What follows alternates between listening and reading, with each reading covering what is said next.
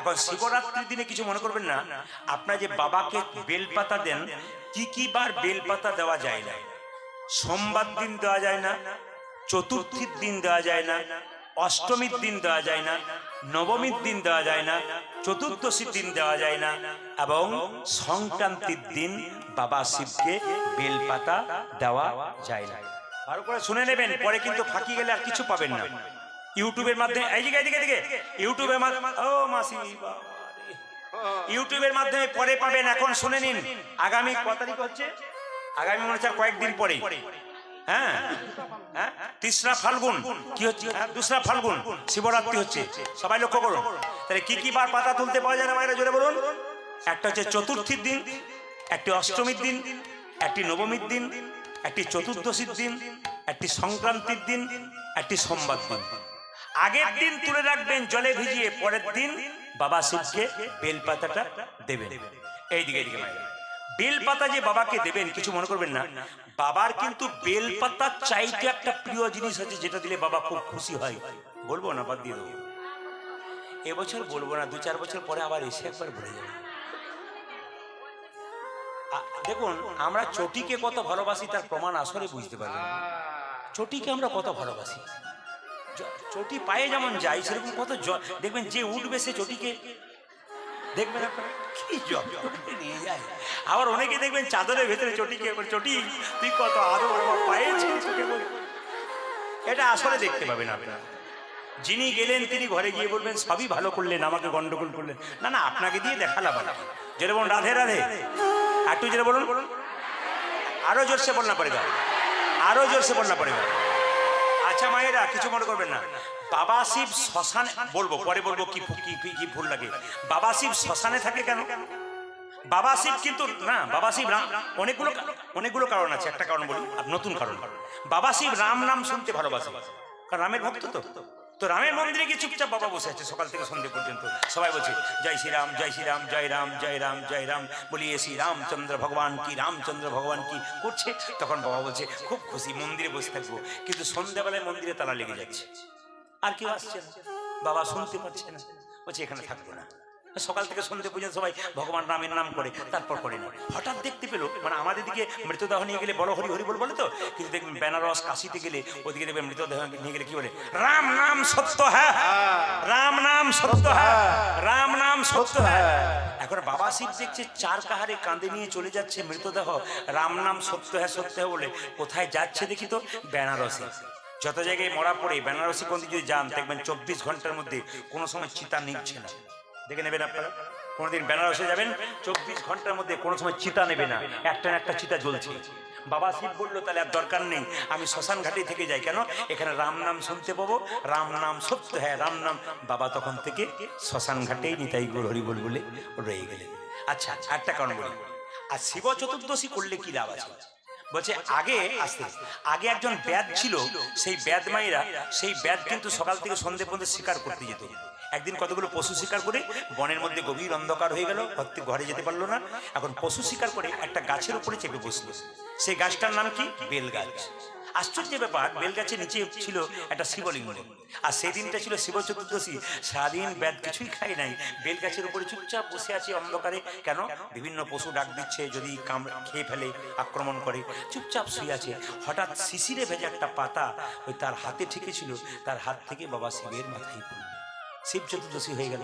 সকালবেলায় যখন বাড়ি ফিরে গেল, তার স্ত্রী খুব চিন্তা করছিল, ফোনের তো তখন যোগাযোগ নেই। তার স্ত্রী খুব চিন্তা করছিল, বললো যে আচ্ছা তুমি এসেছো, যাও স্নান করেছো, পালন করবে। যখন পালন করবে, একজন ব্রাহ্মণ এসে বললো আমার কিছু সেবা দাও। নিজে না খেয়ে ব্রাহ্মণকে সেবা দিল। কিছুদিন পরে ব্যাদ মারা গেল। ব্যাদ মারা যাওয়ার পর যমলোকে যমরাজের বললো এই যে একে নিয়ে যাবো যমালয়। বলছে না, একে শিবলোকে নিয়ে যাবো। বলছে তো প্রত্যেকদিন পশু মেরেছে। বলছে যত না পশু মেরেছে, একদিনে যে শিবরাত্রি ব্রত করেছে, তার জন্য এর জায়গা যমরাজের কাছে নয়, এর জায়গা শিব লোকে হবে। তাহলে দেখুন মায়েরা, যদি শিবরাত্রি একটা ব্রত করে শিবলোকে হয় অজান্তে, অনেকদিন দেখবেন আপনার ধরুন উপবাস করার ইচ্ছে হয়েছে, বাড়ি থেকে উপবাস করতে দিচ্ছে না, রাগ করে সেদিন খাবেন না, দেখবেন আপনার উপবাস হয়েছে অজান্তে। আমাদের গ্রামে একজন আছে, মানে ও একাদশী বাড়িতে কেউ করতে দেয় না, ও সেই দিনই বলে তোর আমাকে অনেক কথা শুনেছিস, কিছু মানে ওর কিন্তু এটা বুদ্ধি যে আজকে আমি কিছু খাবার মানে একাদশী করে দেবো। এখন বয়স হয়ে গেছে, মাসি তোমাকে কেউ কিছু বলে, এখন আর কিচ্ছু বলতে পারে না, আমি প্র্যাকটিস করে নিয়েছি। তো এটা একটা ভালো জিনিস। কিন্তু এইবার লক্ষ্য করুন মায়েরা, কোন ফুল সবচাইতে প্রিয়? একদিন নারায়ণের চরণ সেবা করছে লক্ষ্মী। সবার কাছে বলবো, বাড়িতে লক্ষ্মী এবং নারায়ণ রাখবেন যুগলে। লক্ষ্মী একা রাখবেন না, লক্ষ্মী চঞ্চলা হয়। পুজো করবার সময় লক্ষ্মীর পাশে নারায়ণকে আপনারা রাখবেন। সবসময় দেখবেন ছবিতে, আসল ছবিতে লক্ষ্মী নারায়ণের পদ সেবা করছে। লক্ষ্মী নারায়ণকে বলছে, স্বামী আমি যে তোমার সঙ্গে আমার বিয়ে হলো, আমি কি সত্যি তোমার প্রিয় হতে পেরেছি? বলছে হ্যাঁ। আদর করে জড়িয়ে বললো হ্যাঁ সত্যি। হ্যাঁ, সাউন্ডটা আমি বারবার বলছি, একে শুনছে না। আসলে এ কি হচ্ছে, এ ওইখান থেকে বিচার করছে। বারবার বলছি মাইকম্যান ওইখান থেকে বিচার করছে। আমি এখানে বারবার ওকে মানে এত মানে বলছি, ও শুনছে না। কোন একজন ব্যক্তিকে এখানে পাঠাতে হয়, মাইকম্যানের বিরাট দায়িত্ব থাকে, এত সোজা নয় মাইক চালানো নয়। কালকে মালদাতে একটা বাচ্চা ছেলে মাইক চালাচ্ছিল, কত 18 থেকে 20 বছর বয়স, 80 টাকা গম কমিয়ে দিচ্ছে 10-15 হাজার মানুষকে। আর তুমি ওখান থেকে চিন্তা, আমি কিছু বলিনি, দেখুন ওরা কি বলছেন, আমি তো কিছু বলিনি। হ্যাঁ, আমাকে তো অভিনয় করে দেখাতে হবে না, সবকিছু এমনি করে লাগিয়ে থেকে হয় না। কি বলছেন? আপনাকে সাউন্ড সেভাবে দিতে হবে, টোন সাউন্ড দিতে হবে। বেশ, ঠিক আছে, ঠিকভাবে মাইক্রোফোন না। রাধে রাধে রাধে রাধে এরকম রাধে রাধে। লক্ষ্মী নারায়ণকে বলছে, স্বামী সত্যি কি আমি তোমার, আস্তে আস্তে, সত্যি কি আমি তোমার প্রিয় হতে পেরেছি? নারায়ণ সঙ্গে সঙ্গে লক্ষ্মীকে জড়িয়ে বলল, তুমি আমার প্রিয় না হয়েও হতে পারো। এখানে খুব শিক্ষণীয় বিষয় আছে। আস্তে আস্তে আস্তে, এখানে একটা শিক্ষণীয় বিষয় আছে। স্বামী স্ত্রীর মধ্যে সম্পর্ক যদি লক্ষ্মী নারায়ণের মতো হয়, ভগবানকে ডাকতে হবে না, ভগবান আপনার বাড়ি আসবে। পণ্ডিতগণ বলছেন, একজন স্ত্রী একজন স্বামীর মানসিক রোগের ডাক্তার।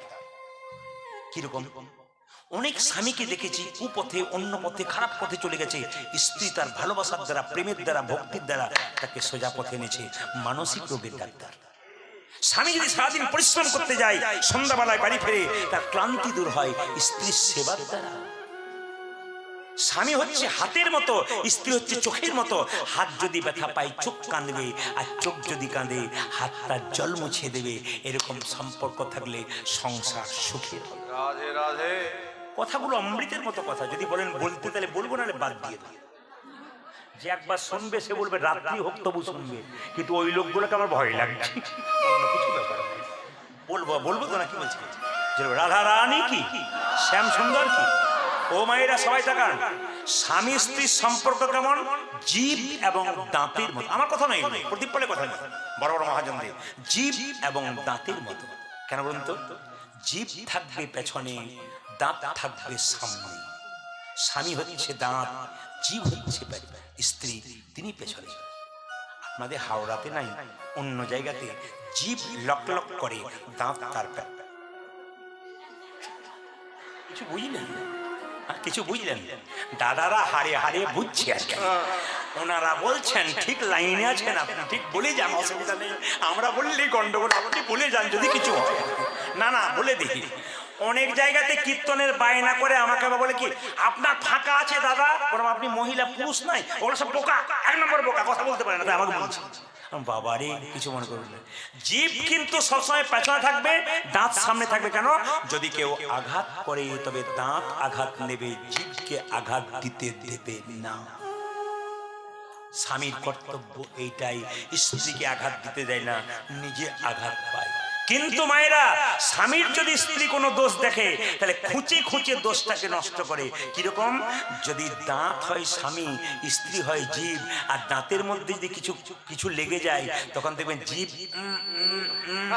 খুঁচে খুঁচে খুঁচে খুঁচে বের করবে, তবে ছাড়বে। মানে স্বামীর যদি কোনো দোষ দেখে না, খুঁচে খুঁচে খুঁচে খুঁচে বের করবে না। কি বলছে? এর দোষ আছে, খুব খুঁজে খুঁজে বের করে। এই যে চুপ করে হাসছেন, খুব দোষ ধরে গেল। রাধা রানী কি, যে জায়গায় ছিলাম, লক্ষ্মী নারায়ণকে বলছে, স্বামী সত্যি কি প্রিয় হতে পেরেছি? তুমি আমার প্রিয়। কিন্তু এই জগতে সবচাইতে প্রিয় কে জানো? লক্ষ্মী নারায়ণ বলছে, যে শিবের পূজা করে, যে শিবকে সন্তুষ্ট করে। মায়েরা, ভগবান নারায়ণ নিজের মুখে বলছেন, এই জগতে যে নারী পুরুষ শিবরাত্রির দিনে শিবের পুজো করতে পারে, বা প্রতি সোমবার শিবের পুজো করতে পারে, শিব কিন্তু শিব পুজো করতে পারলে নারায়ণ তার প্রতি কৃপা দৃষ্টি দেয় না। লক্ষ্মী বলে উঠলো, লক্ষ্মী বলে উঠলো, স্বামী তাহলে কি করব? বলছে তুমি এক কাজ করো, তোমার কানে আমি মন্ত্র দিই, 5 অক্ষরের মন্ত্র, নমঃ শিবায়, নমঃ শিবায়, নমঃ শিবায়। আর শিবের সবচাইতে প্রিয় ফুল, নারায়ণ বললেন পদ্ম ফুল। লক্ষ্মী প্রতিদিন সরোবর থেকে 100টা করে পদ্ম ফুল আনে, আর বৈকুণ্ঠে একটা সোনার শিবলিঙ্গ তৈরি করে প্রত্যেকদিন পুজো করে। পুজো 1 বছর হয়ে গেল মা। লক্ষ্মী যখন পুজো করছে, চোখটাকে বন্ধ করে ধ্যান করছে শিবের, বাবা শিব নিজের মূর্তি ধারণ করে 2টো ফুল কেড়ে নিয়েছে। হঠাৎ যখন ধ্যান ভাঙলো লক্ষ্মীর, তখন দেখতে পেল 2টো ফুল নাই। 100টা পদ্ম ফুল প্রত্যেকদিন তুলি, আজকে 2টো নেই কেন? তখন মনে মনে ভাবলো, 2টো যখন নাই, পুজো করতে করতে উঠলে যে দেবতার পুজো করেন তাকে অপমান করা হয়, তাই উঠতে নাই, যা আছে তাই দিয়ে করতে হয়। বলছে তাহলে 100টা ফুল তো হচ্ছে না, তাহলে 100টা ফুল পূর্ণ করবো কি করে? সবাই তাকান, নিজের বক্ষ যুগলটাকে একদিন বিষ্ণু বলেছিল, ওগো লক্ষ্মী তোমার বক্ষ যুগল পদ্ম ফুল স্বরূপ। বলছে আমার স্বামী যদি বলে আমার বক্ষ যুগল পদ্ম ফুল স্বরূপ, এই বক্ষ যুগলে আমি বাবা শিবকে দান করব। সবাই তাকান, বক্ষ যুগলে হাত দিয়ে বাবা শিবকে যখন দান করছেন, একটা অস্ত্র দিয়ে যখন কাটতে যাচ্ছেন বক্ষ যুগল, তখন বাবা শিব নিজ মূর্তি ধারণ করে বললেন, মা এ তুমি কি করছো? তুমি তো আমার মা, তুমি তোমার বক্ষ যুগল কেটো না, তবে তোমাকে আশীর্বাদ দেবো। বলে কি? তুমি যদি তোমার স্বামীর প্রিয় হতে চাও, তুমি আমার পুজো করো, তবে তোমার শরীর থেকে সৃষ্টি হবে বেল গাছ, যেটাকে শ্রীফল। লক্ষ্মীর আর এক নাম শ্রী, ওই জন্য বেল গাছকে বলা হয় শ্রী গাছ। আর বেল কোথায় তৈরি হবে? বলছে তোমার যে বক্ষ যুগের সুধা অমৃত, বেল যদি কেউ খায় ওটার নাম শ্রীফল। তোমার বক্ষে যেমন অমৃতের সুধা আছে, সেরকম বেলের মধ্যে অমৃত সুধা আছে। তোমার অমৃত সুধা পান করলে যেমন অনেক মানুষের শান্তি হয়, ভক্তের শান্তি হয়, তোমার প্রেম ভালোবাসা নিলে যেমন ভক্তি দিলে শান্তি হয়, সেরকম বেল ফল যদি কেউ খায় তার অনেক রকমের রোগ দূর হয়। কি সুন্দর আশীর্বাদ। সবাই তাকান। আর বলছে শ্রী পাতা হবে তোমার ওই পাতাগুলো। ওই জন্য মায়েরা, শিবের সবচাইতে প্রিয় কি বলুন তো? পদ্ম ফুল। এই জন্য আপনারা যদি কেউ পদ্ম ফুল শিবকে দিতে পারেন, শিবরাত্রির দিনে 4 প্রহরে পুজো করবেন। শিবরাত্রিতে প্রথম প্রহরে শিবকে দুধ দিয়ে স্নান করাবেন, দ্বিতীয় প্রহরে দই দিয়ে স্নান করাবেন, তৃতীয় প্রহরে ঘি দিয়ে স্নান করাবেন, চতুর্থ প্রহরে মধু দিয়ে স্নান করাবেন। যখন এই বাড়ি ফিরে এলো মায়েরা মুকুন্দ সরকার, তখন মুকুন্দ সরকার একটা গোপীনাথের মন্দির তৈরি করলেন আর গাইছেন, প্রভু তোমাকে সোনার মন্দির তৈরি করতে পারি না, আমার মন মন্দিরে রাখবো। মুকুন্দ গাইছে, আমার মন, ওই আমার মন। মায়েরা মন্দিরে গান গান্ত হরে কৃষ্ণ নাম, কিন্তু মুকুন্দ গাইছে, ও প্রভু তোমাকে সোনার মন্দির তৈরি করে দিতে পারলাম না, মন মন্দিরে রাখবো। আমার মন মন্দিরে তুমি মদন দাঁড়াবে গো আসি ডাকি, ওই আমার মন মন্দিরে মদন দাঁড়াবে গো আসি ডাকি, আমার মন মন্দিরে মদন মহান দাঁড়াবে গো আসি ডাকি, ওই আমার মন মন্দিরে মদন মহান দাঁড়াবে গো আসি ডাকি। কাঁদিয়া কাঁদিয়া নাম লইয়া, কাঁদিয়া আজ কাঁদিয়া কাঁদিয়া তব নাম লইয়া, কাঁদিয়া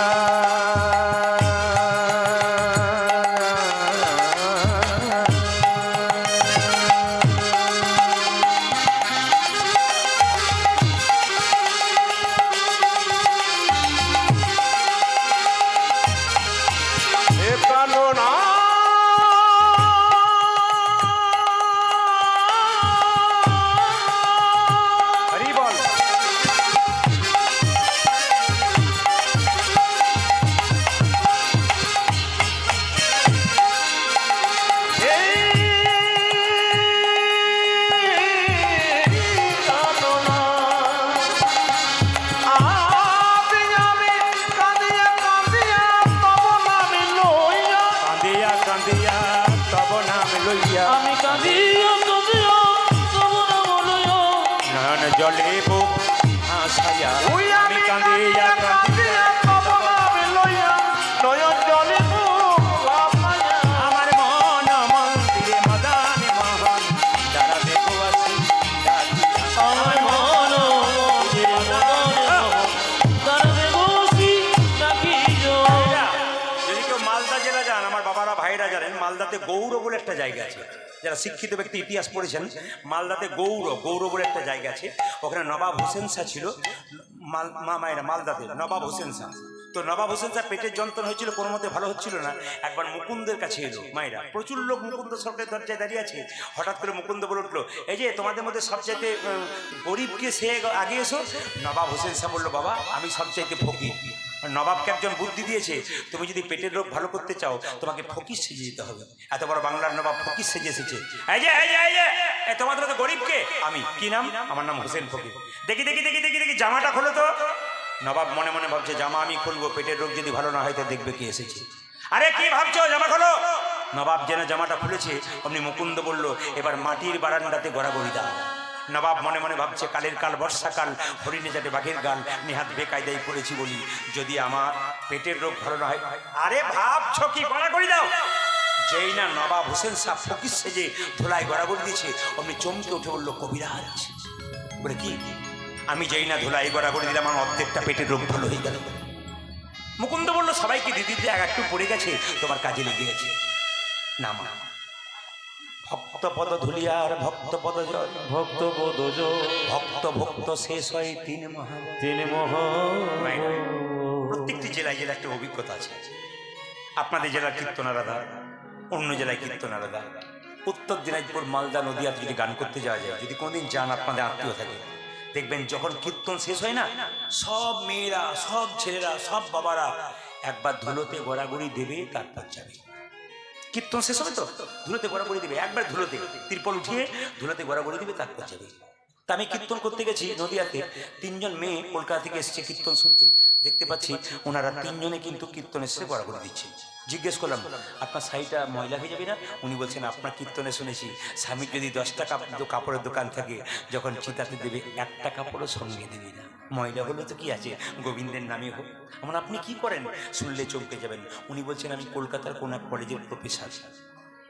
আপনি কলেজের প্রফেসর, আপনি কীর্তন শুনছেন? কেন শুনবো না?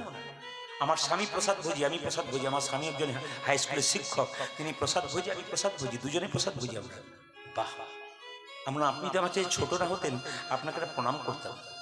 একটি মেয়ে এসছে, ও বলে আমি বিউটি পার্লারে কাজ করি। বললাম, আমিও তো করি। প্রদীপবাবু আপনি করেন? বলে হ্যাঁ। কখন করেন? তাহলে কীর্তনে ফাঁকি। বললাম না, কীর্তন করতে করতে বিউটি পার্লারে কাজ করি। বলছে, বুঝতে পারলাম না। বললাম, তুমি তো বিউটি পার্লারে কাজ করে মেয়েদের বাইরেটা ভালো করার চেষ্টা করো, আর আমি বিউটি পার্লারে কাজ করে ভক্তের হৃদয় মন্দিরটাকে পরিষ্কার করার চেষ্টা করি।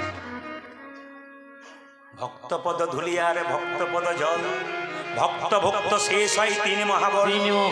যেই না কবিরাজ, তোমার কি ওষুধ দেওয়া থাকে? নেই ওষুধ দেওয়া থাকে, অর্ধেকটা পেটের রোগ ভালো হয়ে গেল। মুকুন্দ বলো, সবাইকে দিতে একটু পড়ে গেছে, তোমার কাজে রেখেছে। দেখি দেখি দেখি হাঁ করো তো, আসল ওষুধটা দিয়ে দিই। যেই না হাঁ করেছে, আসল ওষুধটা দিয়েছে, আর নবাবের পেটের যন্ত্রণা ভালো হয়ে গেছে। মুকুন্দ, নবাব মনে মনে, মুকুন্দ মনে মনে ভাবছে, এত বড় কে যে আমার নাম ধরে ডাকলো? নবাব বলে উঠল, আমি সারা বাংলার নবাব হোসেন শাহ।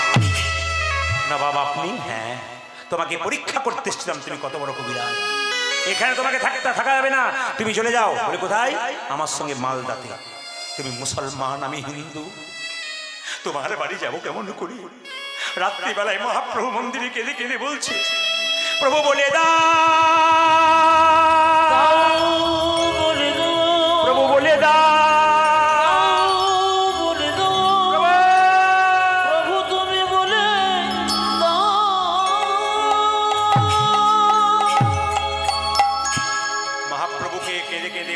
রাত্রিবেলায় বলছে, প্রভু আমি মুসলমানের বাড়ি যাবো কেমন করে? সঙ্গে সঙ্গে মুকুন্দ কবিরাজকে মহাপ্রভু আশীর্বাদ করে বললেন, ঈশ্বর যা করে তা। জোরে বলুন, জোরে বলুন, আমি সবার মুখে শুনতে চাই, ঈশ্বর যা করে তা। অনেকে চালাক আছে, ভয়ে বলছে না, কারণ আমি তো একটা ডোজ কিছু দেবই। ঈশ্বর যা করে তা, জোরে বলুন, একবার সাহস করে বলুন, ঈশ্বর যা করে তা। আপনার ছেলে যদি মাধ্যমিক পরীক্ষায় ফেল মারে, আর কেউ যদি কাছে গিয়ে বলে ঈশ্বর যা করে তা মন করে, আপনার কি মনে হয় তখন বলবেন? বাজে বকবেন না তো? বলবেন না? মুখে আমরা বলি এক, কিন্তু কাজে করি না। ঈশ্বর যা করে তা মঙ্গলের জন্য করে। মুকুন্দকে নবাব দেখুন মুসলমান হতে পারে। মুসলমানে কি? সৎ। মান মানে কি? ইমান। যার সৎ ইমান তিনি মুসলমান। তিনি বললেন, মুকুন্দ তোমাকে আমি নিয়ে যাব, তোমার কি উদ্দেশ্য বলো? বলছে, তোমার বাড়ি যাবো, একটা গোপীনাথের মন্দির তৈরি করে দাও, আমি যেন জীবের দ্বারে হরিনাম দিতে পারি আর গরিবের চিকিৎসা করতে পারি। মুকুন্দ সরকারকে এত বড় বাংলার নবাব মালদাতে গিয়ে একটা মন্দির তৈরি করে দিল। প্রত্যেক দিন মুকুন্দ সরকার গোপীনাথের পুজো করে, আর নবাব দাঁড়িয়ে দাঁড়িয়ে দেখে। নবাবকে একটা মেয়ে তালপাতার হাওয়া করে, তার মধ্যে ময়ূরের পালক। নবাব দেখছে মুকুন্দ কি সুন্দর গাইছে, আর নবাবকে একটা মেয়ে তালপাতার হাওয়া করছে, ওই তালপাতার মধ্যে ময়ূরের পালক রয়েছে। মুকুন্দ গাইছে, ধরে দেবেন, আমার কানু সে বিনোদ রায়, আমার কানু সে বিনোদ রায়, ওই আমার কানো সে বিনোদ রায় গো, কানো সে বিনোদ আমার কানু সে বিনোদ রায় গো, আমার কানু সে বিনোদ রায়। ওই আমার কানতে বিনোদ রায় গো, আমার কানতে বিনোদ রায়।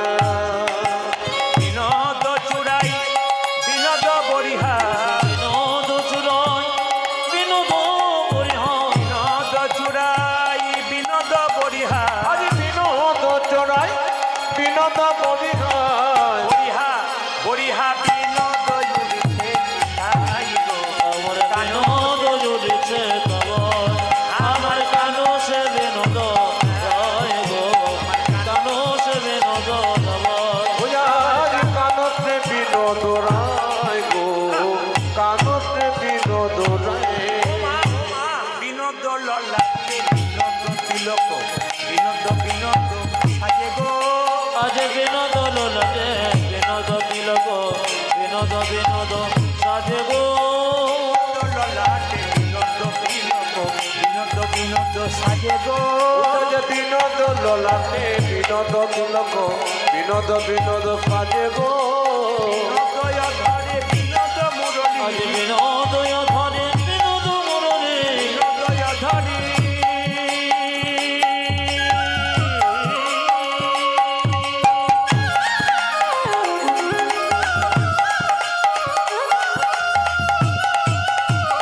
মুরলী বাজে বাজরে,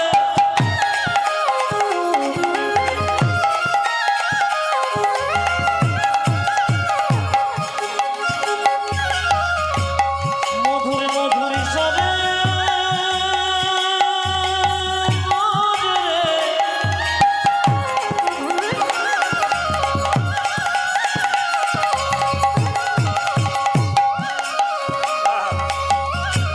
মুরলী বাজে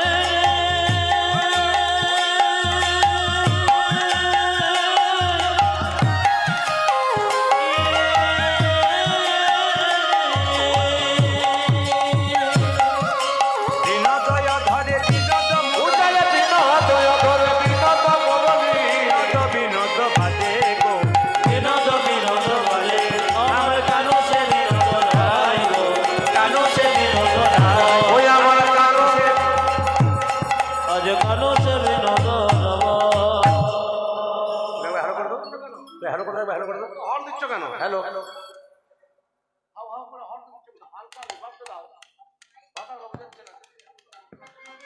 ও তার বিনোদ গলায় বিনোদ মালা, বিনোদ বিনোদ দুলে গো। ওদের বিনোদ গলায় বিনোদ মালা, বিনোদ বিনোদ দোলে কি সুন্দর ব্যাখ্যা গো। করছে, কি সুন্দর গোবিন্দকে ব্যাখ্যা করছে কে? মুকুন্দ সরকার। ও তার বিনোদ গলায় বিনোদ মালা, বিনোদ বিনোদ দুলে গো। ওর বিনোদ গলায় বিনোদ মালা, বিনোদ বিনোদ দোলে গো। কোন বিনোদিনী বিনোদ গাথনি, কোন বিনোদিনী বিনোদ গাথনে, কোন বিনোদিনী বিনোদ গাথনি, কোন বিনোদিনী বিনোদ গাথনি, গেথেছে বিনোদ ফুলে গো। ওরে গেথেছে বিনোদ ফুলে, আমার কানো সে বিনোদ রায় গো, কানো সে বিনোদ রায়। ওই আমার কানতে বিনোদ রায় গো, কানতে বিনোদ রায়। বিনোদ কোটিতে বিনোদ ধরতে, বিনোদ বিনোদ সাজে গো। আমার বিনোদ কোটিতে বিনোদ ধরে, বিনোদ বিনোদ সাজে গো। বিনোদ কোটিতে বিনোদ ধরতে, বিনোদ বিনোদ সাজে গো আজ বিনোদ কোটিতে বিনোদ ঘটি বিনোদ বিনোদ সাজে গো বিনোদ চরণে বিনোদ নুপুর বিনোদ চরণে বিনোদ নুপুর বিনোদ চরণে বিনোদ আজ নুপুর বিনোদ চরণে বিনোদ নপুর বিনোদ বিনোদ বাজে গো বিনোদ বিনোদ বাজে আমার কানো সে বিনোদ রায় ধনী মায়ের কানো সে বিনোদ রায় ও যা কানো সে বিনোদ রায় কানো সে বিনোদ রায় দেখি আপনারা হ্যাঁ আপনারা কেমন কীর্তন শুনছেন ধরা পড়বে দেখবেন। আচ্ছা মুকুন্দ সরকার যখন কীর্তন করছিল একটি মেয়ে তাকে পাখা করছিল, জোরে বলবেন তাল পাতার পাখা না প্লাস্টিকের পাখা? জোরে বলুন। আমি খুব খুশি শুনছে আপনারা যে মন দিয়ে শুনছেন তার টেস্ট করে করে দেখছি মাঝে মাঝে। মায়েরা রান্না করতে করতে মাঝে মাঝে দেখেন না, কিন্তু এটা করবেন না, এটা করবেন না, না শিখিয়ে দিই, এটা কিন্তু করবেন না। কোনোদিন রান্না করতে করতে রান্নাশালে এরকম করে দেখে জলটা নিয়ে ওনাকে দেখবেন, দেখে আবার হাতটা ধুই না, পুরো অলক্ষীর লক্ষণ। যেখানটা রান্না করছেন ওটা অন্নপূর্ণার মন্দির, আপনি টেস্ট করবেন দেখবেন ভালো। একটা পাত্র নিয়ে গিয়ে বাইরে একটু টেস্ট করে নিয়ে তার পাত্রটাকে ধুয়ে দেবেন পরিষ্কার করে, হাতটাকে ধোবেন, তারপর করবেন। সুচিতা অসুচিতা আছে, লক্ষ্মী অলক্ষ্মীর ব্যাপার আছে। এটা তো অন্য জাতির ঘর নয় যে নোংরা করে রাখবেন। আপনি হিন্দু জাতির মানুষ, হিন্দু জাতির বাড়ি প্রত্যেক সময় পরিষ্কার পরিচ্ছন্ন থাকে, আপনার পরিষ্কার রাখবেন। সবাই তাকার মায়ের যেখানে বসেছেন যখন। আচ্ছা বলুন তো, ওই ওই পাখাটার মধ্যে কাকের পালক ছিল না কোকিলের পালক ছিল? বলুন।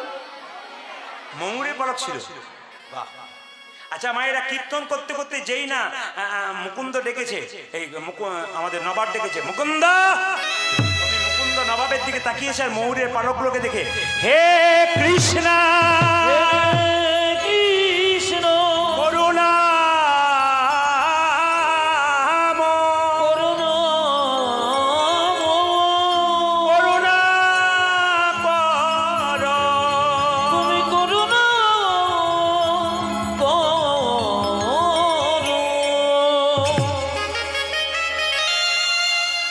মুকুন্দ সরকার অজ্ঞান হয়ে গেছে। নবাব তাকে একটু জল দিয়েছে আর সঙ্গে সঙ্গে মুকুন্দ সরকারের জ্ঞান ফিরেছে। নবাব জিজ্ঞেস করলো, তুমি যখন কীর্তন করছে তোমাকে পিছু ডাকলাম, তুমি অজ্ঞান হয়ে গেলে কেন? নবাব মুকুন্দ মিথ্যা কথা বললো, বলে তুমি তো মুসলমান, আমি তো হিন্দু, তুমি কি করে বুঝবে আমার কৃষ্ণ অনুরাগী কথা? আমি তোমাকে আজকে একটা মিথ্যা কথা বলবো।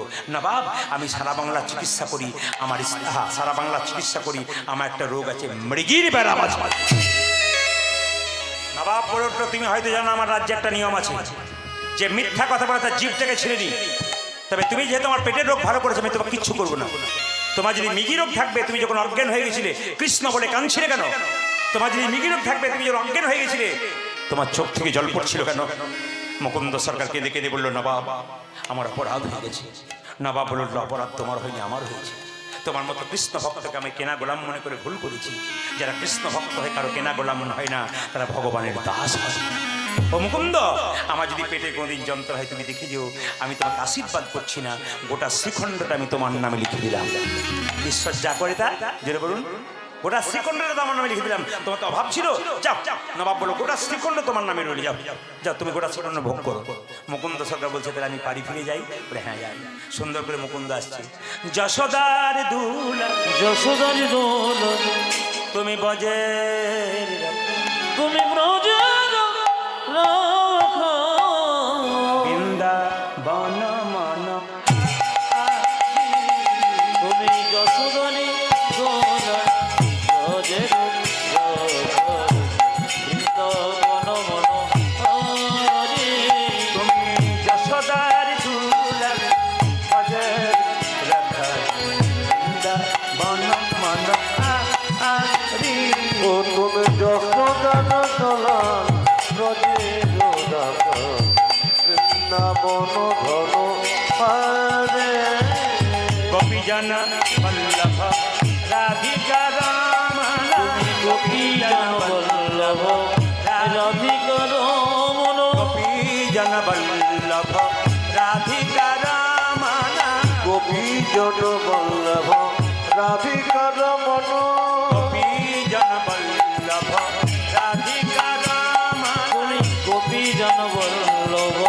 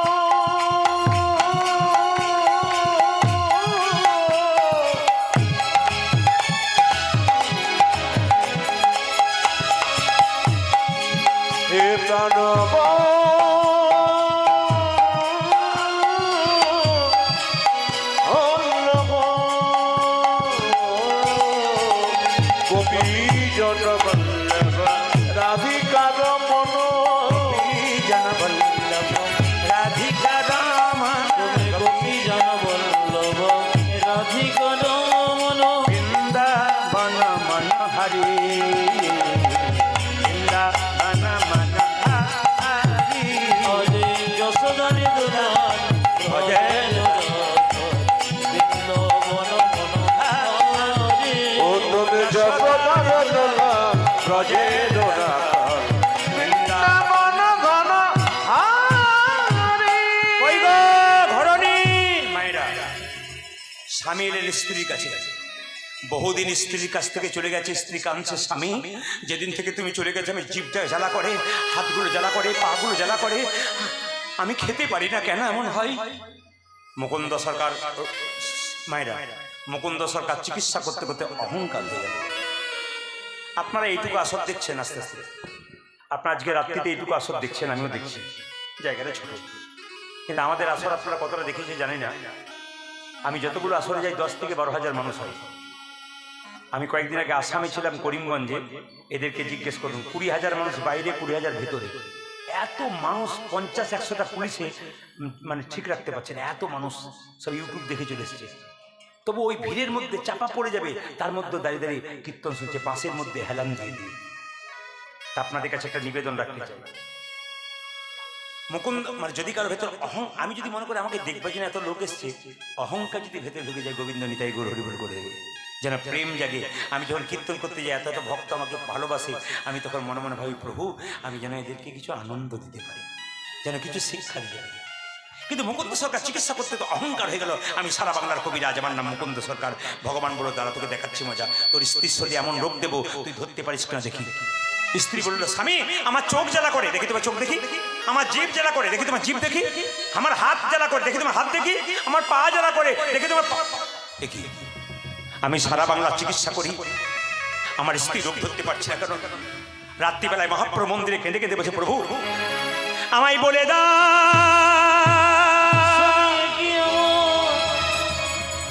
হলো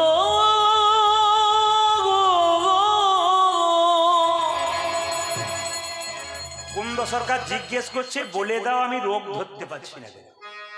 একটু আগে তো হলো রে হয়ে গেল, হ্যাঁ আমি রোগ ধরতে পারছি না কেন? রাত্রিবেলায় মহাপ্রভু স্বপ্ন দিচ্ছেন, মুকুন্দ আমি যা ভেবেছিলাম তাই হয়েছে, সারা বাংলা চিকিৎসা করতে করতে তোমার ভেতরে অহংকার। আমি আপনাদের একটা কথা বলতে চাই, অহংকার হচ্ছে ক্যান্সার ব্যাধির মতো। অহংকার হচ্ছে ক্যান্সার ব্যাধির মতো, যদি কারো ভেতর একবার ধরে যায় সে গোটাটাই শেষ হয়ে যাবে। মায়েরা, আমি একটা কথা আপনাদের বলতে চাই, ভেতরে যদি কোনো জ্বালা থাকে, যন্ত্রণা থাকে, ভগবানের কাছে বলবেন, পাড়াপড়শির কাছে বলবেন না, গুরুর কাছে বলবেন, না থাকলে মন্দিরে বলবেন, বাবা মা সবাইকে বলে রাখবেন। অহংকার দেহকে নিয়ে করবেন না, সুন্দরতা নিয়ে করবেন না। এই কয়েকদিন আগে জলপাইগুড়িতে গান করছিলাম, মেজবাবু দরজায় দাঁড়িয়েছে, কাউকে ঢুকতে দিচ্ছে না, সবাই প্রণাম করতে আসছে। একটি মেয়ে কিন্তু দরজায় দাঁড়িয়ে খুব কাঁদছে, তো মেজবাবু আমাকে এসে বলছেন, প্রদীপবাবু একটা মেয়েকে আপনাকে চান্স দিতে হবে যে আপনাকে দেখা করবে, খুব কান্নাকাটি করছে, ওরম ডেকে দিন।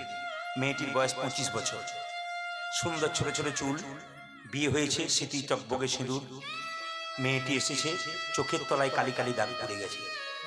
উনি আমাকে প্রণাম করে বলছেন, প্রদীপবাবু আমি প্রতিদিন আপনার কীর্তন শুনি, কিন্তু ডাক্তারবাবু আমাকে জবাব দিয়েছেন। কি হয়েছে তোমার? তুমি এত সুন্দর দেখতে, একবার পদ্ম ফুলের মতো মেয়ে, তোমার কি হয়েছে? আমার ক্যান্সার হয়েছে। মাত্র 25 বছর বয়স, এত সুন্দর রূপ, যারা করে যেন প্রতিমাটি গড়েছে ভগবান যত্ন করে, কিন্তু চোখের তলায় কালি, ভালো করে কথা বলতে পারছে না। আমি তখন বললাম, গৌর গোবিন্দের নাম করো, আর তো কোনো পথ নেই, ঈশ্বর নিশ্চয়ই ভালো রাখবেন। পরে জানতে পারলাম ডাক্তারবাবু বলেছেন তোমার অনেকটা উন্নতি হয়েছে। কিসের অহংকার করছেন? কিসের অহংকার? বাড়ি গাড়ি টাকা পয়সার অহংকার। সকালবেলায় রাত্রিবেলায় যদি শোবেন, সকালবেলায় চোখ খুলবেন তো সকাল হবে, চোখ না খুললে পরকাল হয়ে যাবে। এখনই আছে এখনই নাই, নিঃশ্বাসে বিশ্বাস নাই, কখন চলে যাবেন? কিসের অহংকার? কাকে দেখাচ্ছেন আপনি? আপনি কিছু মনে করবেন না, আপনি যখন মারা যাবেন তখন দেখবেন আপনি যে বিছানাতে শুয়েছিলেন ওটা ঘর থেকে লুকিয়ে বের করে দেবে আপনার সঙ্গে, আপনি যে কাপড়টা পরেছিলেন ওটা আপনার সঙ্গে বের করে দেবে, কিন্তু আপনি যে এত টাকা রোজগার করলেন ওটা কিন্তু আপনার সঙ্গে বের করবে না। হরিবল হরিবল হরিবল। আপনি যে কষ্ট করে একটা সোনার মালা তৈরি করেছেন রোজগার করে, ওটা দেখবেন যত্ন করে আলমারিতে আছে, ওটা যাবার সময় তোমাকে দেবে না। এই সংসার শুধু নিতে চায়, দিতে চায় না। কীর্তন যদি এরকম হয় ভক্তের ভেতরে ঢুকে যায় তবে মন দিয়ে শুনবেন, কারো গ্যারান্টি নাই। ট্রেন আসবার সময় সিগন্যাল দেয় ট্রেন আসছে, মৃত্যুর সময় সিগন্যাল দেয় না মৃত্যু কখন আসে। একটা ওষুধের বোতলের উপরে এক্সপায়ারি ডেট লেখা থাকে, কিন্তু মায়েরা আমাদের দেহে কোনো এক্সপায়ারি ডেট নাই। কে যে কখন চলে যাবে, কার টিকিট কখন কাটা হবে কেউ জানে না। যাবার আগে অন্তত গৌর গোবিন্দের নামটা স্মরণ করে যাবে, দেখবেন কৃপা হয়ে যাবে। আর একটা কথা আমার দাদা ভাইদেরকে বলে যাব, সবাই শুনে নেবেন যে যেখানে বসে আছেন, বিরাট দামি কথা। একটা কথা বলে যাব, আর নারীদেরকে 3টে জায়গায় ছাড়বেন না। খুব দামি কথা, যতগুলো বাবা আছেন একবার মন দিয়ে শুনবেন, বিখ্যাত পণ্ডিতের উক্তি। নারীদেরকে 3টে জায়গায় ছাড়বেন না। আমার মা বোন ছেলে মেয়ে মেয়েদেরকে 3টে জায়গায় ছাড়বেন না। কোথায় কোথায়? 1 নম্বর জায়গায় কোথায়? স্ত্রীর যদি অসুস্থ হয়, যদি বিছানায় পড়ে থাকে, স্বামী কিন্তু স্ত্রীকে ছেড়ে যেন কোনো জায়গা না যায়। হরিবল হরিবল হরিবল। দুঃখের দিনে স্বামী চেনা যায়, দুঃখের দিনে স্ত্রী চেনা যায়। এটাই তো আশ্চর্যের ব্যাপার। আজ থেকে 10 বছর আগে আমার একটা প্রবলেম শরীরে হয়েছিল। আমি চেন্নাই অ্যাপেলো গিয়েছিলাম, আমার স্ত্রী চেন্নাই অ্যাপেলো প্রথম গেল, আমার জামাইবাবু স্কুলের শিক্ষক তিনি গিয়েছিলেন, আমরা দুজনে নার্সিংহোমে আছি। আর আমার স্ত্রী দেখছি ওই রাস্তাটা আঁকাবাঁকা রাস্তা, রোড পেরিয়ে দেখছি ঠিক জায়গায় চলে এসেছে। বললাম তুমি এলে কি করে? কি জানি কে যেন টানে নিয়ে চলে এলো। তার মানে কি? প্রীতি, ভালোবাসা, টান, কি হবে কি হবে কি হবে, ভক্তি, ভালোবাসা ছুটে এসেছে। এ দারুণ জিনিস। স্ত্রী যদি কোনোদিন বিপদে পড়ে, শরীর খারাপ হয়, স্বামীর যদি 1000 কাজ থাকে, স্ত্রীর মাথা শিওরে যেন বসে, স্ত্রীর অনেক রোগ দূর হয় স্বামী যদি কাছে থাকে। এইদিকে তাকাবেন। দ্বিতীয় কোন সময় যাবেন না? যদি আপনার স্ত্রীকে সমাজ কলঙ্কিত করে, খারাপ খারাপ কথা বলে, সমাজ আপনার স্ত্রীকে দোষ দেয়, কিন্তু আপনি জানেন আপনার স্ত্রী নির্দোষ, সেদিন আপনি সবার কথা না শুনে আপনার স্ত্রীর পাশে দাঁড়াবেন, বউকে আড়াল করে, আমার স্ত্রী নির্দোষ, তোমরা যতই বলো আমার স্ত্রী নির্দোষ। সেদিন স্ত্রীকে ছেড়ে যাবে। আর একটা জায়গায় স্ত্রীকে ছাড়বেন না, পণ্ডিত বলল কোন জায়গায় না? যখন আপনি বাড়ি থাকবেন না, কোনো পরপুরুষের সঙ্গে আপনার স্ত্রীকে কোথাও ছাড়বেন না। যদি সে আপনার আত্মীয় হয় তবুও ছাড়বেন না একা। আপনার মেয়েকেও সঙ্গে পাঠাবেন। ঘি আগুনে গলতে বেশিক্ষণ সময় লাগে না, রামকৃষ্ণ দেব বলেছেন। কথাগুলো যদি নিতে পারেন তাহলে জীবন সুন্দর হবে। আরে ভাই, এ শুধু পশ্চিমবাংলা নয়, পশ্চিমবাংলার যতগুলো রাজ্য, পশ্চিমবাংলার যতগুলো জেলা আছে, প্রত্যেকটি রাজ্যে রাজ্যে মানুষ এরকম যেমন শুনছেন আপনারা না, এরকম মানুষ স্থির হয়ে হাঁ করে শুনতে থাকে। কেন? কথা নয়, হীরা হীরা। এতেই জীবন পরিবর্তন হতে পারে, বাকি কোনো জায়গায় জীবন পরিবর্তন হতে পারে না। নিতে পারেন তাহলে লাভ আছে। মুকুন্দ সরকারের স্ত্রী যখন প্রচন্ড মানে যন্ত্রণা, তখন মহাপ্রভু বললেন, শোনো, তোমাকে চিবানো পান দিলাম, তুমি তোমার স্ত্রীকে দিয়ে দাও, তোমার স্ত্রীর রোগ তো ভালো হবে, একটা নতুন লক্ষণ প্রকাশ পাবে, তোমার স্ত্রীর গর্ভে সন্তান আসবে, সেই সন্তানের নাম হবে ভক্ত রঘুনন্দন। চিবানো পানটা স্ত্রীকে দিয়েছে মা, আর স্ত্রী গর্ভে সন্তান এসেছে, সেই সন্তানটা জন্ম নিচ্ছে সরস্বতী পুজোর দিনে। মাথায় কাপড় নিন সবাই মিলে, আজকে সরস্বতী পুজোর দিনে কিন্তু সন্তান জন্ম নিচ্ছে।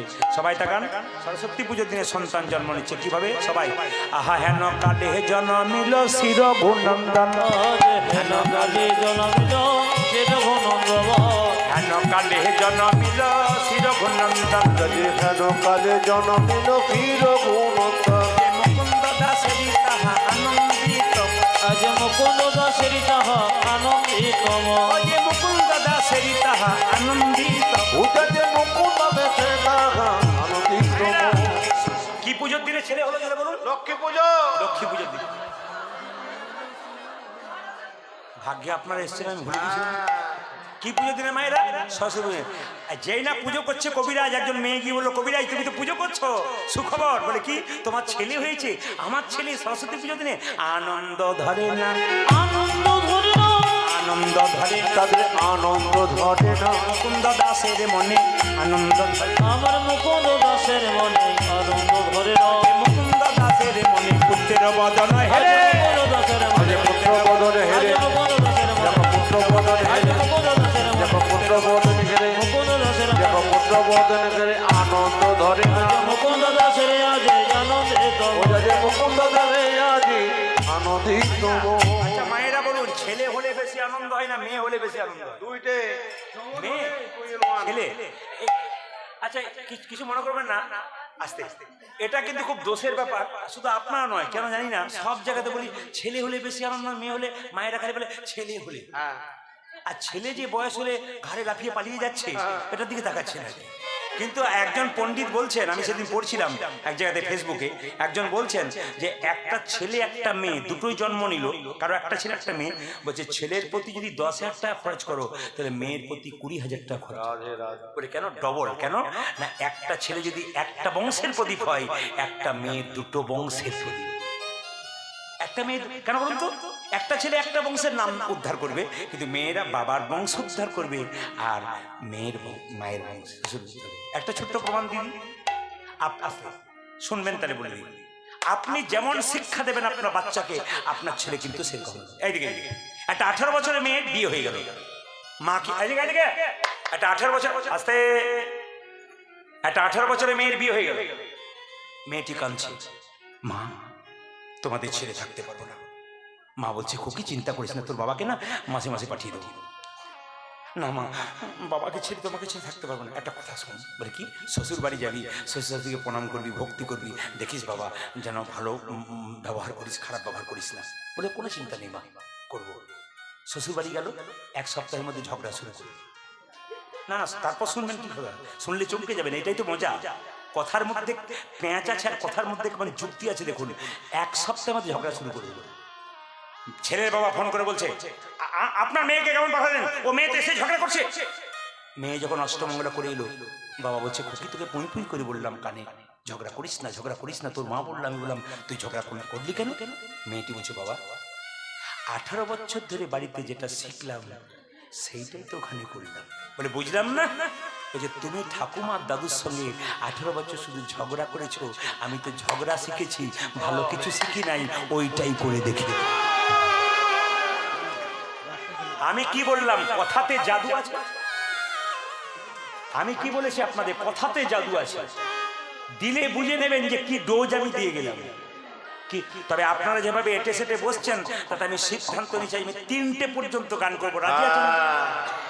রাজি আছেন তো? 3টে মানে ভোর 3টে বলি না, 3 ঘন্টার কথা হয়ে গেছে। আর নয়তো 12 বাজে। 12 আস্তে আস্তে আস্তে। না না, সব বুঝলাম, সব বুঝলাম। আপনাদের আবেদন আছে, এই ছেলেগুলো আমাকে যা টাকা দিয়েছে এবার দিয়ে দিয়েছে।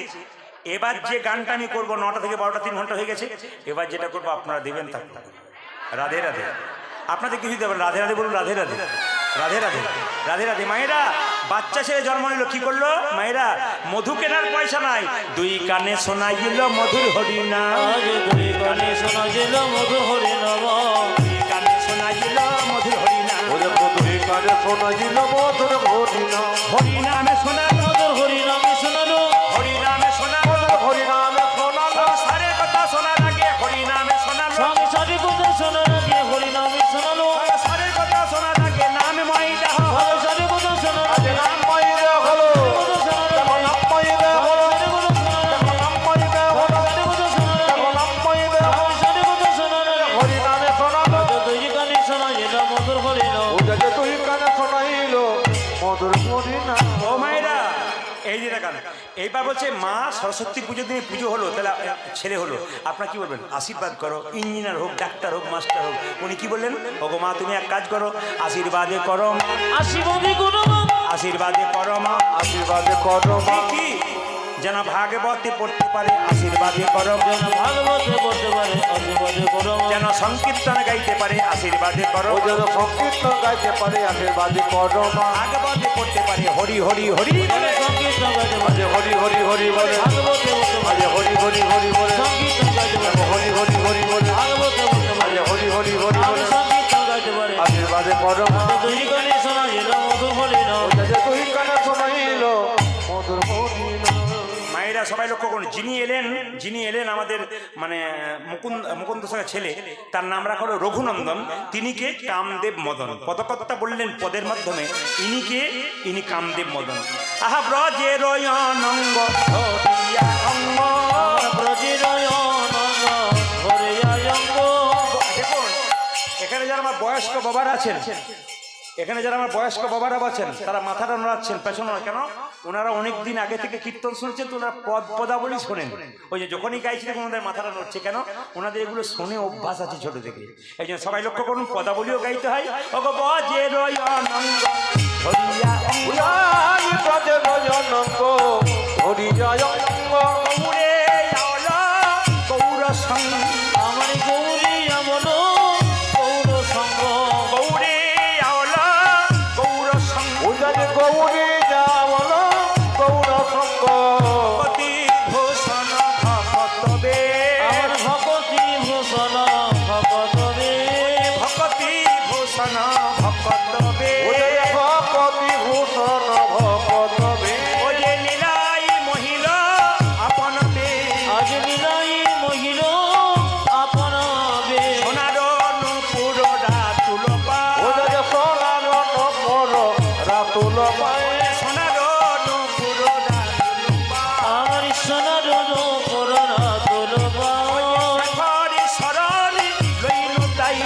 সে করি শোনো লইল আমরা শরণ নিলাম। শরণ নিল। শরণ নিলাম। উনামা শরণে নিলাম। যে গৌরাঙ্গের চরণ তলে শরণ নিলাম। ভক্তর মনন্দ শ্রীচরণে শরণ নিল। রঘুনন্দনের শ্রীচরণে হরি হরি হরি বলে। ভক্তর মনন্দ শ্রীচরণে আজ হরি হরি হরি বলে। রঘুনন্দ শ্রীচরণে দেখো হরি হরি হরি আজ বলে। রঘুনন্দ শ্রীচরণে দেখো হরি হরি হরি বলে। রঘুনন্দ শ্রীচরণে হরি হরি হরি বলে। আপনাদের এই মান্নাপাড়াতে একটি কথা জিজ্ঞেস করে যাবো আপনাদের, ছেলে মেয়ে জন্ম নিলে নাম ঠিক রেখেছেন তো? জোরে বলুন। হ্যাঁ হ্যাঁ সিরিয়াল দেখে নাম রেখেছেন না ভক্তি ভরে নাম রেখেছেন? সব রকমের। এতক্ষণ একজন বলছে মিঠুন দেবশ্রী সব রেখেছেন। আচ্ছা বেশ, দাঁড়ান বলে দিই। আচ্ছা বাবা, আপনারা আমাকে ইউটিউবে ক বছর দেখছেন? জোরে বলুন। 7 থেকে 8 বছর দেখছেন। তাহলে আপনারা প্রশ্ন করবেন, প্রদীপ বাবুকে আগে কীর্তন করতেন না? আমার কীর্তনের বয়স হলো 25 বছর। তো আস্তে আস্তে আমার বয়স কিন্তু এখন 52ও হয়নি। অনেকে দেখে ইউটিউবে বলে বাবারে 70-75 বোধহয় হবে। 1973 13 অক্টোবর আমার জন্ম। একবার আমার জন্মের পরে আমার মামাবাবু তিনি সঙ্গে সঙ্গে আমার জন্ম তারিখটা লিখে রেখেছেন। তো সবাই লক্ষ্য করুন, রাত জাগতে হয়, প্রচুর পরিশ্রম। এইদিকে একবার শব্দ করো। সামনে বসলে মজা আছে, এইদিকে বলে সব রাধা রানী কি। এখন আমি ঝাড়খণ্ডে একটা জায়গায় গান করতে গেছি, একজন স্বামী স্ত্রী দুজনে, একজন স্বামী কীর্তন শুনছে আস্তে আস্তে আস্তে আস্তে। এই যে ঝাড়খণ্ডে কীর্তন করতে গেছে, একজন ভদ্রলোক সামনে বসে কীর্তন শুনে প্রতি বছর। কীর্তনের শেষে আমি একদিন জিজ্ঞেস করলাম, দাদা কিছু মনে করবেন না, আপনি বিয়ে করেন নাই? বলে করেছি। তা আপনার স্ত্রী আসে না? বলছে না। বলে কেন? ওর খুব দুঃখ, ছেলে মেয়ে হয় নাই, তাই ও আসে না। প্রদীপবাবু একটু বলে দিন যেন আমার ছেলে মেয়ে হয়। আমি বললে হবে? তোমার ঘর ভেঙেছে, তুমি দরখাস্তটা আমি কেন বলতে? ও বলছে না না না না না আপনি বললে হয়তো হতে পারে, তো কিছু মনে করবেন না মা, লেগে গেছে, আন্দাজে লেগে যায়, কিছু কিছু আন্দাজে লেগে যায়। আপনি বলে বাবারে প্রদীপবাবু বলেছে আমার ছেলে হয়েছে, কি ভালো, কিন্তু আন্দাজে লেগে গেছে। ওসব গোবিন্দের হাতে আছে। কিছু কিছু ব্যক্তি হতে পারে বাবারে অমুক জায়গায় দেখালাম, তবে আমার ছেলে হলো। ছেলে গোবিন্দ দিয়েছে, অমুক জায়গায় দেয় নাই। মেয়ে ছেলে সব উনি দেয়, আন্দাজে কেউ মেরে দেয়, ঢিল হয়ে যায় আর কি। তো সবাই থাকার আমি আন্দাজে বললাম, হে গোবিন্দ তোমার একটি ছেলে কিছু এখন ছেলেটি হয়েছে মায়েরা, এসেছে পরের আসরে কীর্তন শুনতে আমাকে, যে প্রদীপবাবু কি হয়েছে, নাম কিন্তু আপনাকে রাখতে হবে। বলো, ভুলে গেছি, নাম কিন্তু আপনাকে রাখতে হবে। আমি বললাম, তিথি নক্ষত্র দেখে বলো কি নাম আমি রাখবো। উনি বললেন এই তিথিতে জন্ম, এই তিথি জন্ম, ওই তিথি জন্ম, নাম রাখতে হবে, এইদিকে নাম রাখতে হবে। উনি তখন বললেন যে কি নাম রাখবেন? আমি তখন বললাম, শোনো, তোমার ছেলের নাম যেভাবে দেখছি সোমবার দিন জন্ম নিয়েছে, মানে শিবের জন্মদিন, আর যেভাবে তোমার জন্ম নিয়েছে তোমার ছেলের নাম রাখলাম দিগম্বর। খুব সুন্দর। বলছে, দাদা কি নাম রাখলেন? দারুণ। পছন্দ হয়েছে? খুব পছন্দ। এখন 1 বছর পর কি 1.5 বছর পর আবার এক জায়গায় কীর্তন হচ্ছে, এসেছে কীর্তন শুনতে, কীর্তনের শেষে বলছে, প্রদীপ বাবু বলে কি এবছর আরেকটি হয়েছে। তোমার হয় না হয় না, হে তোমার লাইন দিয়েছি, আশ্চর্য ব্যাপার।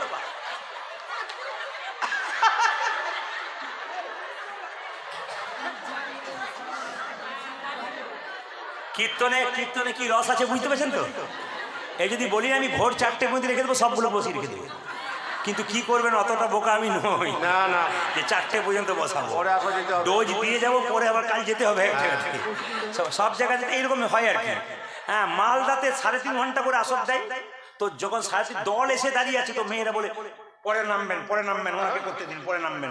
না না, উনি তো চলে এসছেন দল, ওনাকে নামতে হবে। তো সবাই লক্ষ্য করুন, দিগম্বর নিয়ে আমাকে বলছে এবার নাম রাখতে হবে। নাম কি রাখবেন? আমরা শোনো, তোমার এবারে ছেলের নাম কি রাখবো? তোমার ছেলে যেভাবে হিসাব নিকাশ বলছে, তোমার ছেলের নাম হবে কৃষ্ণ দাস। চলবে না, বলছে চলবে না। বলে কেন? ম্যাচিং চাই। ম্যাচিং মানে বুঝতে পেরেছেন? আপনার শাড়ি সারা ব্লাউজ, তারপর প্যান্ট শার্ট কিনতে যান না মায়েরা সবাই, প্যান্ট শার্ট কিনে পাঞ্জাবি কেনে না, সব ম্যাচিং কেনে না, সব কেনে বাজারে কেনে না, ম্যাচিং সব। তো বলছে ম্যাচিং চাই, দিগম্বর, পেছনে যেন বর থাকে। বললাম তাহলে আর তিথি নক্ষত্র দেখার দরকার নাই, তোমার বড় ছেলের নাম দিগম্বর, এবার নাম রাখলাম নটম্বর। দারুণ ডিজাইন, সুন্দর। বুঝছেন? দারুণ নাম রেখেছেন দাদা, নটম্বর। আমি বললাম, ভাই কিছু মনে করো না, আর তুমি এসো না। বলে আর আসবো না। বছর 7 ওইদিকে কীর্তন করতে যাই নাই, দেখছি ভদ্রলোক সামনে বসে আছে। ওই দাদা আবার এসেছি। এই কীর্তনের শেষে আমাকে বলছে, প্রদীপ বাবু কি বলবো আনন্দের কথা, এবছর আরেকটি। আচ্ছা লোকের হয় না, হয় না, তো কঠিন ব্যাপার তো। আমাকে বলছে না,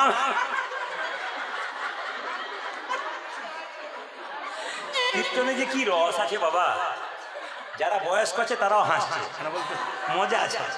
এবার কিছু মনে করবেন, এইদিকে দিকে আস্তে আস্তে না, বলতে দিন আমাকে, দেখুন বলতে দিন। এবার নাম রাখলাম কি সীতম্বর। বললাম দাদা আর আসার দরকার নাই, সবাই দেখান বছর 10 ওইদিকে যাই না আমি কীর্তন করতে, 2 কিলোমিটার দূরে কীর্তন করতে গিয়ে ভদ্রলোক 3 জনকে নিয়ে বসে আছে, দিগম্বর, সীতম্বর, নটম্বর। ওর মা আসে নাই। এখন যে না কীর্তন শুনতে এসে, তখন কীর্তনের শেষে 3 জনকে নিয়ে, এ দিগম্বর পেন নাম কর,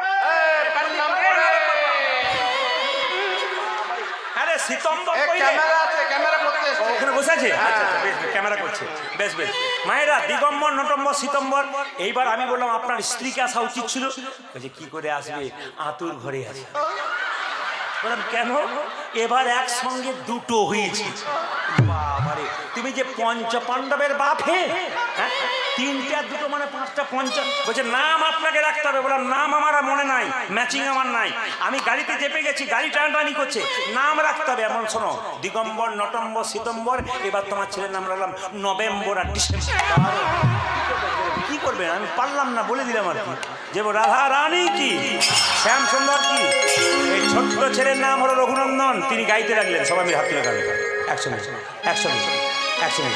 কৃষ্ণ কেশব কেশব, রঘুনন্দন বলা হচ্ছে, কৃষ্ণ কেশব কেশব, সুধা মাখা এই নাম, হরি নাম মধু মাখা এই নাম, নাম, নাম, নাম। আজ কৃষ্ণ কেশব, কৃষ্ণ মাধব, সুধা মাধব, হে নাম হরে নাম মধু মাধব, এই নাম। বাবারা যারা আসছেন হাত তুলে তুলুন, হাত তুলে তুলুন, সবাই ভক্তি করে প্রভুকে দেখান। মহাপ্রভু সারা জীবন হাত তুলে আছে, আমরা 5 মিনিট তুলতে পারবো না? কৃষ্ণ কেশব, কৃষ্ণ কেশব, সুধা মাখা এই নাম, হরি নাম মধু মাখা এই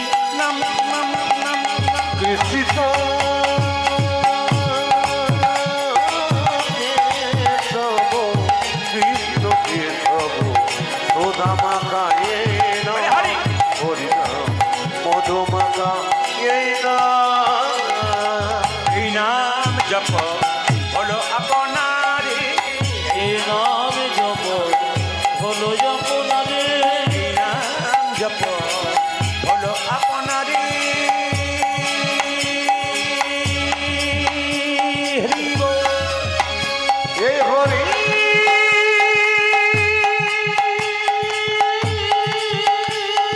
উলধ্বনি জোরে জোরে জোরে জোরে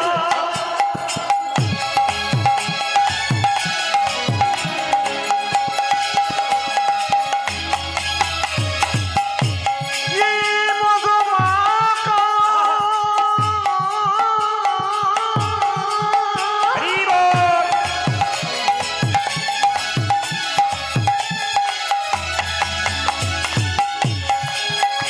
এই সুধা মাখা এই হরি নাম নাম নাম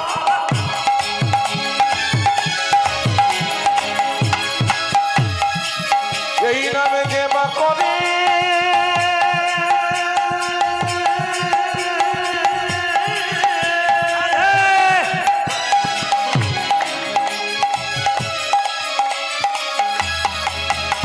তার খোদা তৃষ্ণা যাবে কোনো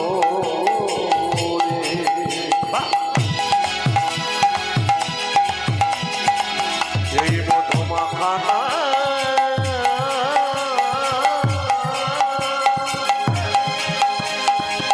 হরি বল। এই সুদামাখা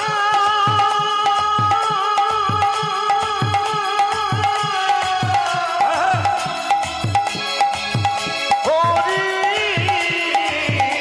নাম এই নাম জপ বলো আপনাকে যাবে দিশা প্রেম পারাবারে এই নাম জপ হলো আপনারে তুমি যাবে কৃষ্ণ নাম যা পড়ে যা পড়ে যা পড়ি না আজি জপনে জপনে জপনে পরে যা পড়ে যা পড়ি না হরি জপনে জপনে জপনে নো সদা সুধা মাখা হরি নাম মধু মাখা নাম নাম নাম গাই গৌর হরি কৃষ্ণ কেশব কৃষ্ণ হরে সুধা মাখা এই নাম হরে মধু মাখা এই নাম নাম নাম জপরা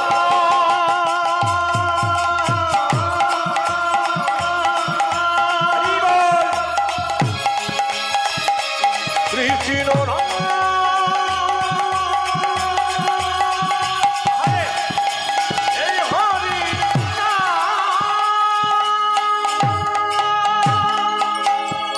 জোরে বলুন রাধা রানী কি একটা কাগজ এসেছে এক ভক্ত লিখেছেন যে 30শে মাঘ বিজয় একাদশী আছে। বিজয় একাদশী কেন হলো, একাদশী কথাটি সুন্দর করে বর্ণনা করুন। বলবো নাকি, বলে দিই নাকি? ভক্তের যখন আকাঙ্ক্ষা তখন বলেই যাই, তবে আর কিন্তু কেউ প্রশ্ন করবেন না, তাহলে সমস্যা আছে, আর দেরি হয়ে যাচ্ছে। হ্যাঁ, যেরকম রাধা রানী কি, শ্যামসুন্দর কি। আচ্ছা মায়েরা, 30শে মাঘ বিজয়া একাদশী শুনবেন, একবার শব্দ না করে সবাই শুনবেন, খুব গুরুত্বপূর্ণ কথা কিন্তু। আচ্ছা মায়েরা, একাদশী কারা কারা করেন একবার হাত তুলে দেখান, দেখান দেখান দেখান বাবারা দেখান কে কে করেন।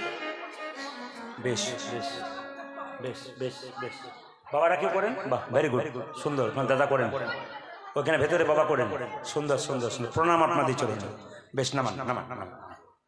আচ্ছা, যারা করতে পারলেন না কিছু মনে করবেন না, যারা করতে পারলেন না তাদেরকে কিন্তু আমি অবজ্ঞা করলাম না, বরং প্রার্থনা করলাম আপনারা করুন।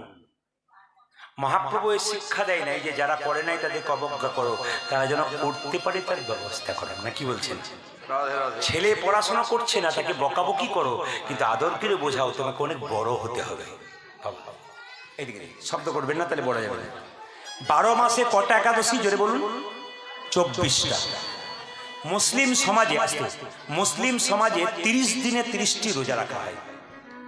আমি চেন্নাইয়ে যাকে চিকিৎসা করেছিলাম প্রথমবারে, তিনি আমাকে দেখছিলেন, ওনার একজন মুসলিম ডাক্তার। সেই সময় রোজা চলছিল, তো ওনাকে জিজ্ঞেস করলাম আপনি রোজা রাখেন? হ্যাঁ। আপনি রাখেন? এত চাপ আপনার, আপনি তো আমেরিকা থেকে পাস করেছেন, আপনি রাখেন? এই ছোট থেকে আমার মা বাবা শিখিয়েছে তো ওটা রাখার জন্য। মুসলিমদের ছেলে মেয়েদেরকে তার বাবা মা শেখায় খুব ছোট্ট থেকে, রোজা রাখ বাবা, আল্লাহ তোর বরকত করবে। আর আমাদের ছেলে যদি বলে মা খেয়ে দিয়ে একাদশী করব, তাও বলে এখন থেকে বুড়ো বুড়ো হবি তখন খালি ফাজলাম, এই করবো ওই করবো সেই করবো, পড়াশোনা না গেলে এই করবো।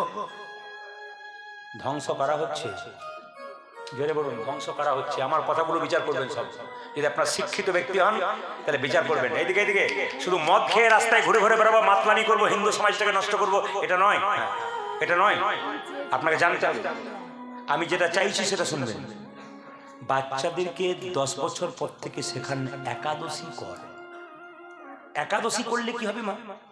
14 দিন পর পর একবার একাদশী, মানে কি আপনি 14 দিন পর পর আপনার পেটটাকে একটা রেস্ট দিলেন। যেমন মেশিন চলতে চলতে মেশিনকে যেমন সপ্তাহে একদিন রেস্ট দেওয়া হয়, কোম্পানি ছুটি দেয়, ঠিক সেরকম কোম্পানিকে ছুটি দিতে হবে, তবে এ কিন্তু ভালো কাজ করবে। এটা কিন্তু সায়েন্টিফিক যুক্তি। যারা শুনছেন তারা শুনবেন। মাঝে মাঝে একে রেস্ট দিতে হয় 14 দিন পর পর। মুসলিমরা 30 দিনে 30টা রোজা করে ভোর 4 থেকে সন্ধ্যে 6টা পর্যন্ত জল খাওয়া তো দূরে কথা, থুতু পর্যন্ত গেলে না। আর আমরা কি খেতে পাবো? কি খেতে পাবো? সবজি খেতে পাবো, ফল খেতে পাবো, হ্যাঁ, দুধ খেতে পাবো, হ্যাঁ, সাবুর পায়েস খায় অনেকে, সাবুদানা খায় অনেকে, কলা খায়, ফল খায়, এত সব খাবে, সবজি খেতে পাবে, তবু একাদশী করবে না। খালি আমাদের কলেজে পড়া ছেলে মেয়েদেরকে জিজ্ঞেস করি একাদশী করেছো? ওগুলো আমরা কি জন্য করবো? ও বাবা কাকারা করে, ওগুলো আমাদের নয়। আমরা বুঝিয়ে দিয়েছি এগুলো বাবা কাকাদের, আমাদের নয়। ওই জন্য হিন্দু সমাজ আস্তে আস্তে নিচের দিকে নামেছে। কথাগুলো বিচার করবেন আপনারা।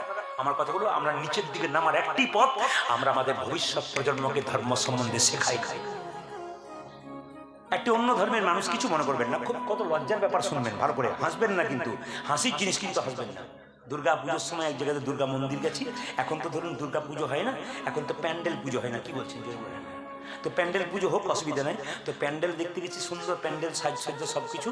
একজন অন্য ধর্মের মানুষ, তিনি আমার কীর্তন শোনেন, তিনি বলছেন আপনি প্রদীপ বাবু না? বলে হ্যাঁ। কি দেখছেন? আমি এই যে কি বলো থিম দেখছি। কি থিম দেখছি? দেখছি দুর্গা মন্দিরে বাবা শিব স্কুটি চালাচ্ছে আর দুর্গা তার পেছনে বসে হাত দিয়ে বসে আছে।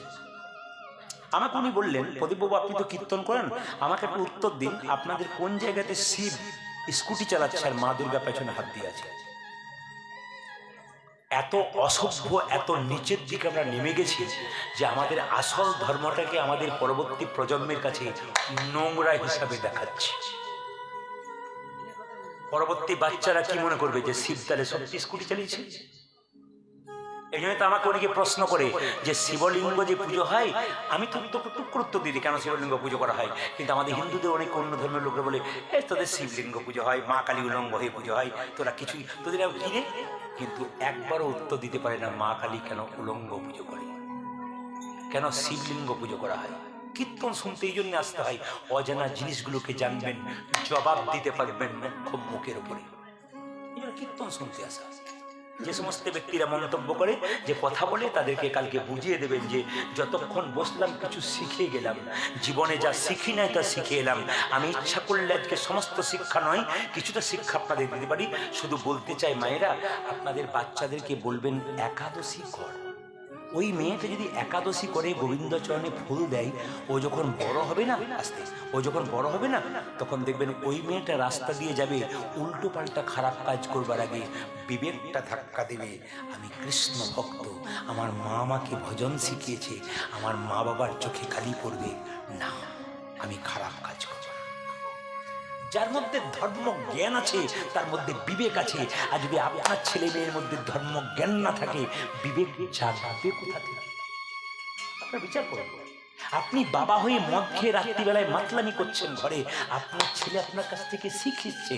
একজন বাবা যদি সকালবেলায় স্নান করে একটু গোবিন্দের চরণে ফুল পুষ্প দেয়, তুলসী পত্র দেয়, আমি 100% গ্যারান্টি দিলাম সেই বাবার ছেলেটা বড় হয়ে উল্টো পাল্টা জায়গায় বসবে না, কীর্তনের আসরে বসবে। আপনি গর্ব করে বলবেন আমি একটা ভালো সন্তানের জন্ম দিয়ে পৃথিবী থেকে চললাম। ভালো সন্তানের জন্ম দিয়ে ভালো বাবা হয়ে যান পৃথিবী থেকে। ছেলের জন্য কোটি টাকা রাখলেন, ছেলেকে কেমন তৈরি করলেন? এইরকম না এইরকম। যদি এইরকম তৈরি করলেন তো সব ধ্বংস করে দেবে। আর যদি বিবেক জ্ঞান ধর্ম ছেলে তৈরি করলেন, আপনার ছেলে কৃষ্ণ ভক্ত হয়ে আপনার শেষ দিনে সাধ্য কাজ করে প্রচুর ভক্তকে নাম দিয়ে কীর্তন শুনিয়ে একটু প্রসাদ সেবা করে। কথাগুলো পুরো অমৃত, হীরা হীরা। শুনবেন না তো আপনাদের ভেতর ঠান্ডা হয়ে যাবে। শুধুমাত্র বললেই হলো। শুধু আমি বেশি বলবো না, শুধু এইটুকু বলবো, জেনে যান, জেনে যান বিজয়া একাদশী কেন করে। এই দিকে তাকান। আমাদের 12 মাসে 24টা একাদশী, ওদের 30টা রোজা। দেখুন হিসাব করে, 12 মাসে 24টা একাদশী গুনলেন, 24টা হলো তো। আচ্ছা, তার মধ্যে বুড়ো 14, বুড়ি 8। মানে কি? শিব ঠাকুরের চতুর্দশী আমরা পালন করি, আর বুড়ির 8 মানে দুর্গার অষ্টমী পালন করি। কটা হলো? 24 আর 2 জোরে বলুন, 26টা, তাই না? আচ্ছা আচ্ছা, 2 ছেলের 2 জন্মতিথি, কৃষ্ণের জন্মদিন আর রামের জন্মদিন। কটা হলো জোরে বলুন? 28টা আমাদের হয়ে গেল। তারপরে ধরুন আমাদের অমাবস্যা, পূর্ণিমা, এমনি করে অনেক অনেক উপবাস আছে, মায়েদের জিতা অষ্টমী আছে। এইসব নিয়ে দেখবেন 30টার বেশিও আমাদের হয়ে যাচ্ছে, কিন্তু কেটে কেটে হচ্ছে। বিজয়া একাদশী কেন হলো? আসল জায়গা থেকে সরে গেছিলাম, আমি বলে দিই মায়েরা। এই বিজয়া একাদশী যেটা 30শে মাঘ আসছে, ওই একাদশীটা স্বয়ং রামচন্দ্র করেছিলেন। কেন? যখন পঞ্চবটী বনে সীতাকে নিয়ে গেছিলেন, তখন কিন্তু রাবণ সীতাকে হরণ করে নিয়ে গেছিলেন। যেটা বলুন হ্যাঁ না? একটা পাখি বাধা দিয়েছিল, তার নাম কি? জটায়ু। পাখিটা মৃত্যুর সঙ্গে লড়াই করে বলল, মাকে বাঁচাতে পারলাম না, অনেক চেষ্টা করলাম। রামচন্দ্রের একজন বন্ধু, তিনি হচ্ছেন বন্ধুবর এবং খুব সহায়ক, তিনি হচ্ছেন সুগ্রীব। তিনি খবর নিয়ে এলেন যে অশোক বনে সীতা মা কাঁদছে। রামচন্দ্র তখন মনে মনে ভাবছে কি করে সাগর পেরিয়ে আমার স্ত্রীকে আনা যায়। যখন এই কথা চিন্তা করছে সাগর পেরিয়ে স্ত্রীকে আনা যায়, মায়েরা তখন লক্ষ্মণকে বললে, ভাই লক্ষ্মণ তুমি বুদ্ধি দাও। লক্ষ্মণ বলছে, দাদা তুমি হলে পরম পরম জ্ঞানী, তুমি হলো ঐশ্বর্য পুরুষোত্তম, তুমি পুরুষোত্তম পরম পুরুষ রামচন্দ্র, তোমাকে কি জ্ঞান দেবো? বলছে, ভাই হয়ে তুইও জ্ঞান দে, আমাকে কিছু বল। বলছে, শোনো, এখান থেকে 4 কিলোমিটার দূরে বগদালব্য ঋষি বলে একজন ঋষি আছেন, উনি ওখানে বসে আছেন, ওনার কাছে যাও। বগদালব্য ঋষির কাছে গিয়ে বললেন, ঋষি আমি আপনাকে প্রণাম জানালাম। স্বয়ং ভগবান ঋষিকে প্রণাম দিলেন। তার মানে এখানে শিখিয়ে দিলেন ভগবান যে আমি ভগবান হতে পারি, কিন্তু মুনি ঋষিদের প্রণাম দিই। আমি আপনাদের বলবো, বাচ্চা ছেলেকে রবিবার দিন পার্কে না নিয়ে গিয়ে, উল্টো জায়গায় না নিয়ে গিয়ে, বাবা মা হাঁটিয়ে হাঁটিয়ে মন্দিরে নিয়ে যান। ভগবানকে আপনিও প্রণাম করুন, আপনার বাচ্চাকেও প্রণাম করতে শেখান। সাধুগুরু বৈষ্ণব দেখলে সঙ্গে সঙ্গে ছেলেকে বলুন, আমি প্রণাম করছি, তুইও কর। এ তো আপনি শিখিয়ে পড়িয়ে নেবেন গো, নইলে ছেলে তৈরি হবে কি করে? শেষে ছেলে মাতাল হবে, বদমাইশ হবে, চরিত্রহীন হবে, আপনি হা করে কেঁদে বেড়াবেন। দোষী তো আপনি। আপনি তো তৈরি করতে পারেন না। কাকে দোষ দিচ্ছেন আপনি? সমাজকে না, আপনি নিজেকে দোষ দিন। আপনার ছেলে মেয়েকে আপনি তৈরি করতে পারেন। যদি বিবেককে প্রশ্ন করেন, কীর্তন শোনার পর কালকে বিচার করবেন যে সত্যি আমার বিবেকের ধাক্কা লাগলো কিনা, আমি কি করা উচিত। বগদালব্য ঋষি বললেন, যদি তুমি একটা ব্রত করতে পারো, বিজয়া একাদশী ফাল্গুন মাসে